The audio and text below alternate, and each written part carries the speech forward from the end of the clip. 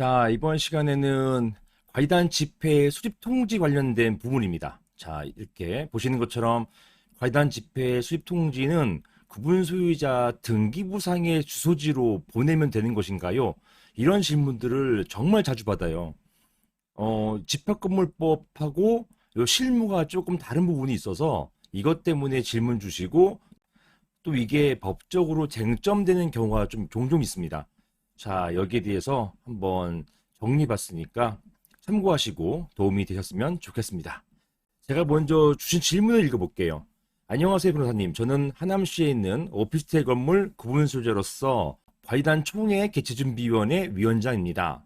저희가 오피스텔 준공이 난 이후에 시행사에게 관리단 총회를 열어서 관리단 대표인 관리인을 선임해달라고 요청하였는데 시행사는 여기에 대해서 전혀 무관심하고 관리사무소는 오히려 방해를 놓고 있습니다. 이런 경우가 종종 있죠. 그래서 저희 구분소유자들이 모여서 총회를 열려고 하는데요. 저희가 관리사무소에 구분소유자 명단을 달라고 하는데도 개인정보라고 하면서 명단을 주지 않고 있습니다.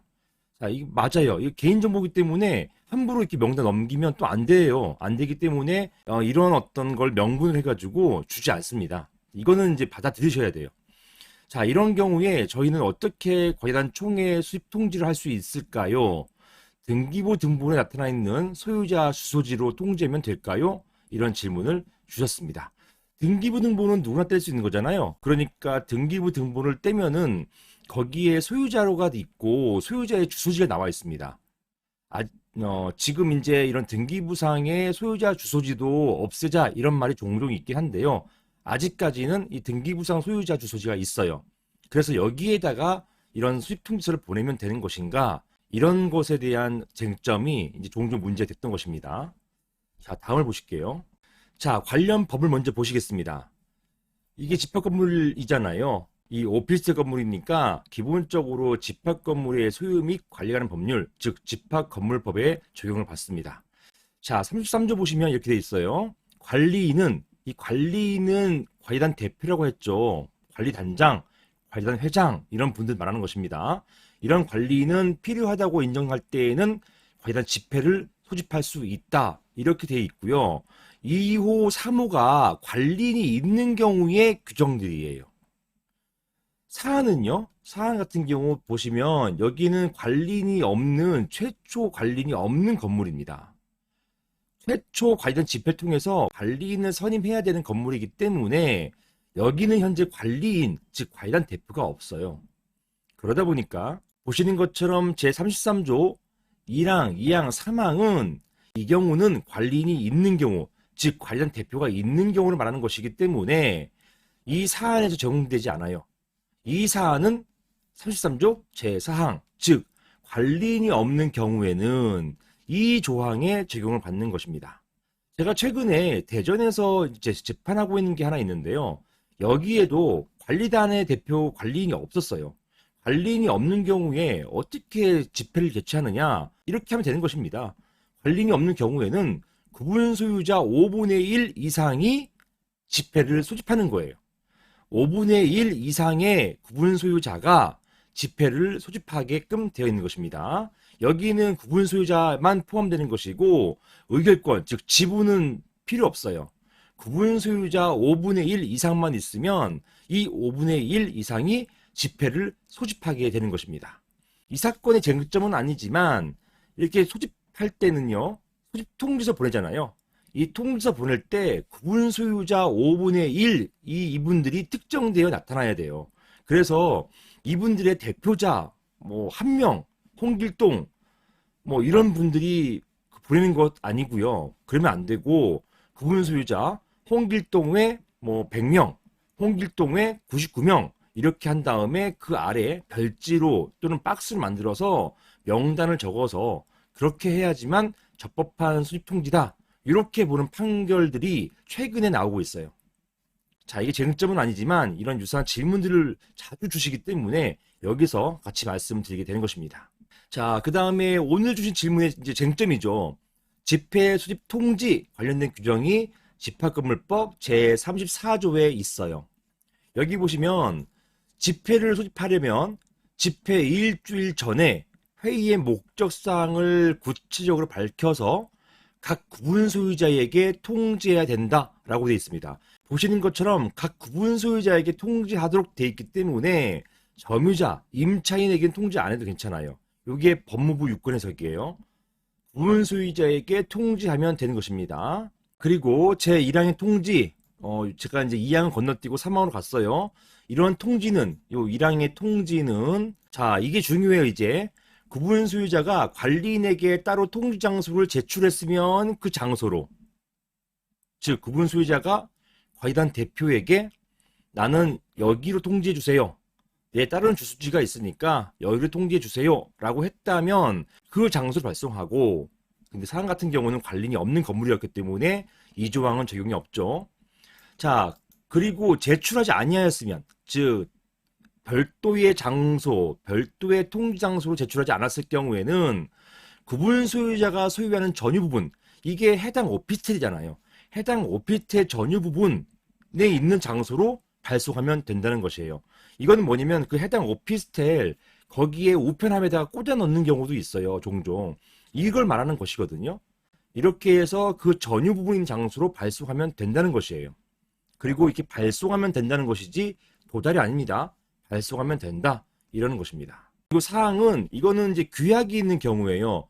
규약으로 정해가지고 이거를 간단하게 게시판 같은 건물 내 적당한 장소에 게시함으로써 이런 통지 이런 것들을 대신할 수 있다. 이 가름이 대신이잖아요.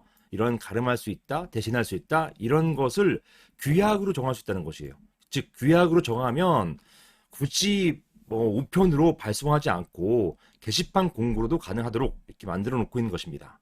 사항 같은 경우는 아직 규약도 만들어지지 않은 곳이기 때문에 결론적으로 통지 어떻게 해야 돼요? 이런 통지는 여기에서는 구분 소유자가 소유하는 전유 부분이 있는 장소로 발송하면 된다. 이렇게 보시면 되겠습니다. 제가 지금 하고 있는 사건인데요. 하고 있는 사건에서 통지를 이렇게 했단 말입니다. 이런 식으로 해서 다 우편함에 꽂아 넣었어요. 이건 여기에 비어있는 이건 이제 가져가신 거죠. 이 꽂아 놓고 이걸 사진을 찍어서 이렇게 해서 나는 통지했다. 이렇게 이제 하시는 겁니다. 그런데 이제 문제는 있어요. 실무에서는 사실은 이렇게 전유 부분 장소에다가 발송하는 것, 즉 방금 보신 것처럼 우체통에다가 꽂아 넣는 것, 이런 것들을 많이 하시지는 않으세요, 사실은. 그 이유가 뭐냐면 이분들이 여기에 구분 소유자가 소유하는 전유 부분 장소, 여기에 구분 소유자가 사시는 경우는 거의 없거든요.